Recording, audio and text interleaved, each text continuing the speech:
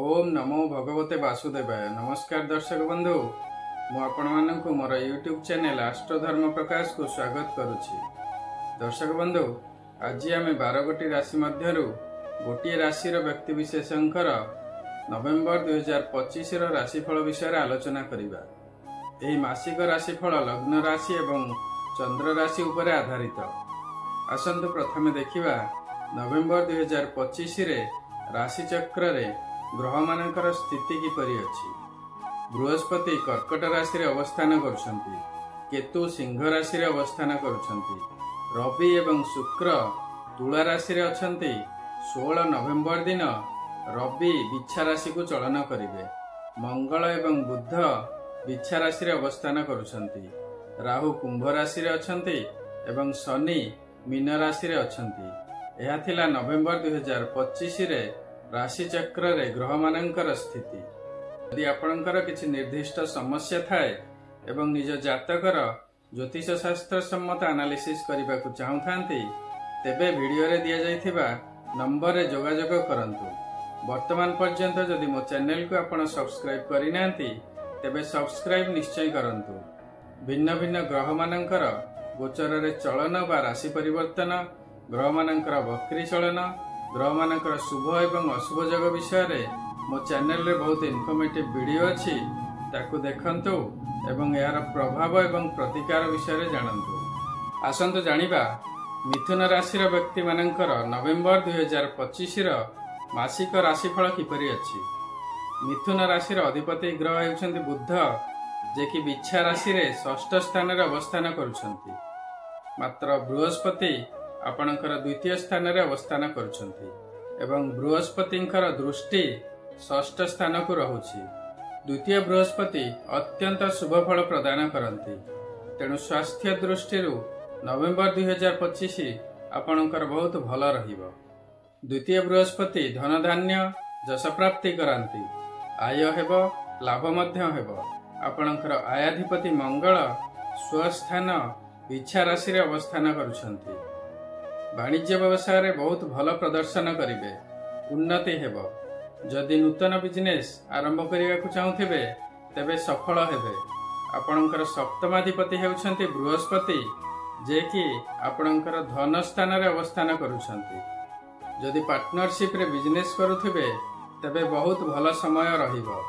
जदि आपणकर life partner आपणकर बिजनेस पार्टनर होइथिबे, तेबे अत्यंत शुभ हेबो। द्वितीय स्थान पारिवारिक सुखर स्थान।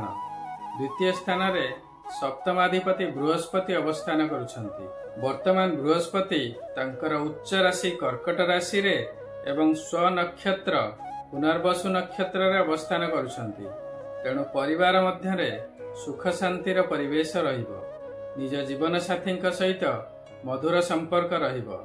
पितांक सहित मध्य संपर्क भल रहिबो।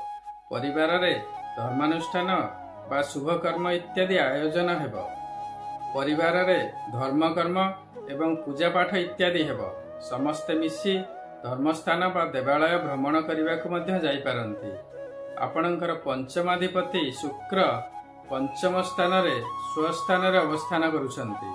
तेणु संतान मानकर मध्य समय बहुत भल रहिबो।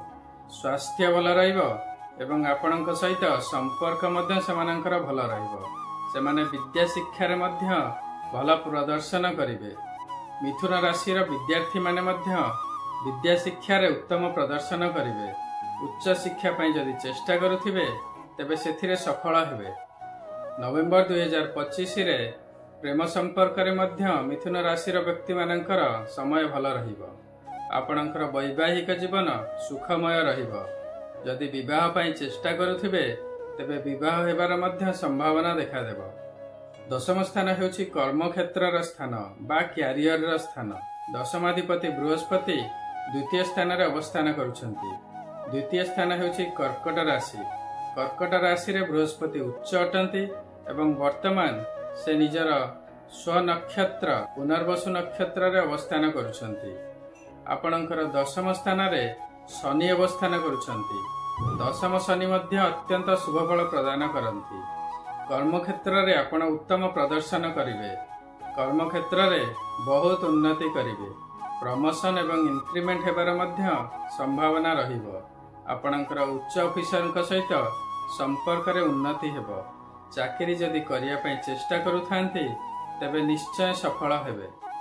मिथुन राशि घात बार हेउछि सोमवार, घात चंद्र हेउछि कुंभ चंद्र, घात तिथि हेउछि अष्टमी तिथि, घात नक्षत्र हेउछि स्वाति नक्षत्र। एही दिन मानकरे अघटन बा दुर्घटना हेबार संभावना थाए, तेणु सावधानता अवलंबन करिवे। मिथुन राशि शुभ बार हेउछि बुधवार, शुभ रंग हेउछि ग्रीन, शुभ रत्न हेउछि मरकत रत्न, शुभ धातु हेउछि सुना, शुभ अंक हेउछि 5 एवं एहार श्रृंखला यथा 14, 23, 32, 41 इत्यादि। आपणकर दैनंदिन जीवन रे एहार सदुपयोग करंतु एवं शुभफल प्राप्ति हुअन्तु। नवेम्बर 2025 रे मिथुन राशि दशम स्थान रे शनि अवस्थान करुछंती एवं द्वितीय स्थान रे बृहस्पति अछंती। शनि एवं बृहस्पतिंकर कृपा सर्वदा आपणक प्रति थाउ, सेथिपई शनि एवं बृहस्पतिंकर प्रतिकार निश्चय करंतु, शुभ हेबो। एहा थिला विभिन्न ग्रह मानकर गोचर रे प्राप्त हेउथिबा शुभ एवं अशुभ फल। मात्र एही शुभ बा अशुभर मात्रा केते रहिबो ता निर्भर करिबो आपणकर जातकरे सेमानकर स्थिति किपरि अछि एवं आपणकर वर्तमान केउ ग्रहंकर महादशा बा अंतर्दशा चली अछि। तेणु जदि आपणको लागुछि गोचर रे ग्रह मानकर स्थिति अनुसार आपणको रिजल्ट मिलु नाही, तेबे आपणको जातकर प्रॉपर एनालिसिस करंतु। निज जातकर एनालिसिस करिवा पई आपण वीडियो रे दिया जायतिबा नंबर रे जोगाजोग करि परिबे। शनिदेवंकर प्रतिकार स्वरूप आपण प्रत्येक दिन शनिंकर बीज मंत्र ओम सम शनिश्चराय नमः जप करंतु। शनिवार दिन शनि मंदिर जांतु एवं शनिदेवंकर पूजा अर्चना करंतु। राशि तेल रे दीपटिए दान करंतु। काऊ एवं गुला कुकुर मानंकु प्रत्येक दिन खाइबाको दियंतु। दरिद्र श्रमजीवी एवं सफाई कर्मचारी मानंकु खाद्य, कला वस्त्र, कंबल, छता इत्यादि दान करंतु। प्रत्येक दिन हनुमान चालीसा पाठ करंतु। शनिदेवंकर कृपा प्राप्ति हेबो। देवगुरु बृहस्पतिंकर प्रतिकार पई आपण प्रत्येक दिन ओम सह गुरवे नमः जप करंतु।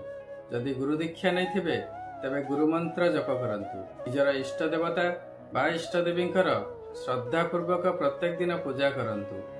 प्रत्येक दिन ओम नमः शिवाय जप करंतु एवं प्रत्येक सोमवार शिव मंदिर जांतु, शिवंकर पूजा करंतु। निजर कुल पुरोहित एवं ब्राह्मणक सहित संपर्क भल रखंतु। पितामातांकर सेवा करंतु। देवगुरु बृहस्पतिंकर कृपा प्राप्ति हेबो। आशा करुचे वीडियोटी आपनको निश्चय भल लागिथिबो। जदि भल लागिछि तेबे वीडियोटी को लाइक करंतु एवं शेयर करंतु। वर्तमान पर्यंत जदि मो चैनल को आपण सब्सक्राइब करि नाहंती तेबे सब्सक्राइब निश्चय करंतु। आपणकर मतामत कमेंट सेक्शन में निश्चय देवे। सर्वे भवन्तु सुखिनः, सर्वे सन्तु निरामया, सर्वे भद्राणि पश्यन्तु, मा कश्चित् दुःखभाग् भवेत्। ओम नमः शिवाय। नमस्कार।